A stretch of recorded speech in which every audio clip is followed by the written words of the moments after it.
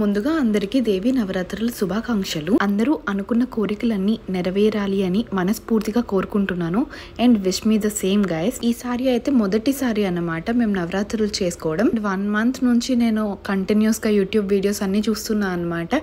So ఎలా చేసుకోవాలి, ఏం చేయాలి అని.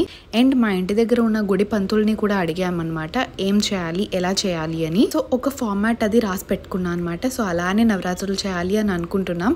మమ్మీ వాళ్ళు కూడా ఎప్పుడు నవరాత్రులు లేదంట, అందరికి ఇది ఫస్ట్ టైం అనమాట. రోజు మార్నింగే మమ్మీ నేను 4:30కి లేచి ఇల్లంతా క్లీన్ చేసుకొని దీపం పెట్టేసుకున్నాము. ఇంట్లో పూజ అంతా కంప్లీట్ అయిపోయినాక టెంపుల్ కి కూడా వెళ్ళామన్నమాట, అక్క నేను మమ్మీ. సో మీరు నవరాత్రులు ఎలా సెలబ్రేట్ చేసుకుంటారో నాకు కూడా చెప్పేయండి. టెంపుల్ కి వెళ్ళడం వెళ్ళకపోవడం అనేది మన ఇష్టం అనమాట. అండ్ మీకు టైం ఉంటే కుదిరితే మీరు టెంపుల్ కి కూడా వెళ్ళొచ్చు.